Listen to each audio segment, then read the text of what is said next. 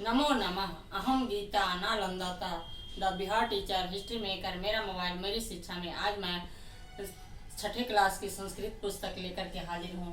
इस पाठ में 11वां पाठ है, एकादश पाठ है, 11वां पाठ और गंगा नदी। पाठ का नाम है गंगा नदी। गंगा का नाम सुनकर ही मन में एक पवित्रता का एहसास होता है।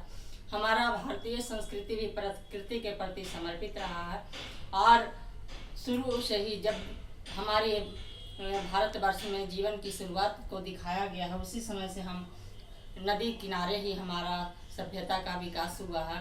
तो गंगा नदी बहुत ही पवित्र नदी है भारत की, और इसमें बहुत ही पौराणिक कथाओं से जुड़ी हुई हमारा संस्कृति इतिहास जो भी है वो बहुत ही पवित्र माना गया है इस नदी के कारण। जितने भी वैदिक ये में भी इसका ये आया है। तो आज हम पढ़ेंगे गंगा नदी। देखते हैं इस पाठ में क्या है। विषय संस्कृत, कक्षा षष्ठ, पाठ एकादश। गंगा नदी। गंगा भारतवर्षस्य पवित्रतमा नदी वर्तते। गंगा क्या है? गंगा भारतवर्ष की पवित्रतमा नदी। पवित्रतमा, पवित्रता में भी पवित्र, पवित्रताओं में भी पवित्र, बहुत ही पवित्र है। तो इसीलिए गंगा नदी भारतवर्ष से पवित्रतमा नदी वर्तते। गंगा नदी जो है भारतवर्ष की बहुत ही पवित्र नदी है। इयं हिमालयस्य गोमुख स्थानात् प्रभवती। कहता है यह जो है हिमालय के गोमुख स्थान से प्रभवती माने उद्गम स्थल, या प्रभवती माने निकलती है या इसका उद्गम स्थल है। बंगोपसागरे गंगा सागर नाम के स्थाने इयं सागर जलेन मिलति। इयं हिमालयस्य गोमुख स्थानात् प्रभवति। यह जो है हिमालय के गंगा गोमुख स्थान से निकलती है और बंगोपसागरे बंगाल की खाड़ी में गंगा सागर नामक स्थान में सागर जल में समुद्र में मिल जाती है। यह गोमुख स्थान से, हिमालय के गोमुख स्थान से निकल करके बंगाल की खाड़ी में गंगा सागर नामक स्थान में इस समुद्र में मिलती है। गंगा तटे बहूनि नगराणि सन्ति। गंगा के तट पर बहुत से नगर बसे हुए हैं। बहूनि नगराणि सन्ति, बहुत से नगर हैं। अस्माकं बिहारस्य राजधानी पाटलिपुत्रमपि गंगा तटे स्थितम् अस्ति। हम बिहार राज्य के निवासी हैं और बिहार राज्य की राजधानी जो पाटलिपुत्र है, यानी कि अभी वर्तमान में पटना कहलाती है, वो भी गंगा के किनारे ही स्थित है। गंगा जलम अति पवित्रम भवति। गंगा जल अति पवित्रम, अति माने बहुत हो जाता है, बहुत। अति ये उपसर्ग है, इसको लग पवित्र तो है ये है, इसमें अति माने बहुत हो जाता है, इसका अर्थ बदल जाता है, बहुत ही पवित्र होता है। अस्याह जलेन धार्मिकम कार्यम भवति। इसके जल से ही धार्मिक कार्य होते हैं। हिंदू धर्मावलंबिनाम सर्वेषु शुभ कार्येषु गंगा जलस्य आवश्यकता भवति। हिंदू धर्म में किसी भी कार्य के लिए, सभी कार्यों के लिए, सभी शुभ कार्यों के लिए गंगा जल की आवश्यकता होती है।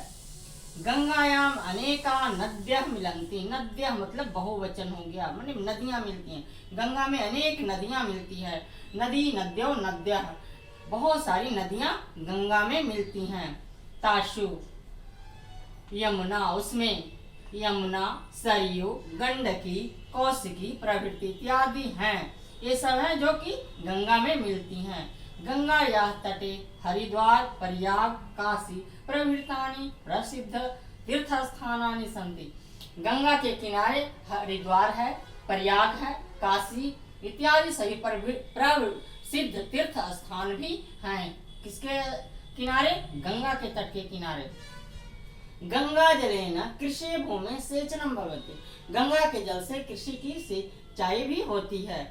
अधुना जना गंगा जलम प्रदूषितम कुर्वन्ति। अभी जो है लोग गंगा जल को प्रदूषित कर रहे हैं, यानी गंदा कर रहे हैं। गंगा तटे स्थितानां नगराणां सर्वाणि मलजलानि गंगायां पातयन्ति। गंगा के किनारे जो स्थित नगर हैं, जो शहर बसे हुए हैं, उनका सभी मल जलानी यानी गंदे जल जो है कहाँ गिराते हैं? वो गंगा में गिराते हैं। केचन मनुष्यानां पशूनां च मृत शरीरानि नद्यां प्रवाहयन्ति। और कोई कोई तो क्या करते हैं कि पशु के मृत शरीर को भी गंगा में प्रवाहित कर देते हैं। इस कारण यह न साधु कार्यम अस्ति, ये अच्छा कार्य नहीं है, ये बढ़िया कार्य नहीं है। नदी जले मलानाम क्षेपनम वैज्ञानिक विचारेण धार्मिक विचारेण न च शोभनम। ये वैज्ञानिक विचार से भी और धार्मिक विचार से भी गंगा जल को या नदियों के जल को प्रदूषित करना अच्छी बात नहीं है। तो हमारी प्रकृति, हमारा जो संस्कार है, हमारी जो संस्कृति है, वो सभी की पूजा की जाती है। वृक्षों की पूजा करते हैं, नदियों की पूजा करते हैं। तो हमारी पुरानी परंपरा थी, तो उस समय कहीं भी कोई प्रदूषण नहीं था, जबकि वृक्षों को पूजा जाता था, नदियों को पूजा जाता था। और आज हम बहुत विज्ञान बहुत विकास कर गया है, बड़े बड़े कल कारखाने हो गए हैं, तो गंदे जल को, उसके गंदा जल को नदी में प्रवाहित कर देते हैं और गंगा जल को या नदियों के जल को प्रदूषित करते हैं। ये साधु कार्य नहीं है, ये बढ़िया अच्छा कार्य नहीं है। तो हमें इससे बचना चाहिए और हमें प्रकृति की सुरक्षा करनी चाहिए, पेड़ों की सुरक्षा करनी चाहिए, नदियों की सुरक्षा करनी चाहिए और हमें भी करनी चाहिए। बच्चों में भी ये बात को अच्छी तरह से बता देनी चाहिए, ये बच्चों को भी प्रवृत्ति में लाना चाहिए और बच्चों के भी विचार में होना चाहिए कि नहीं, हमें प्रकृति की सुरक्षा करनी है। तो आज के वीडियो में इतना ही। नमस्कार।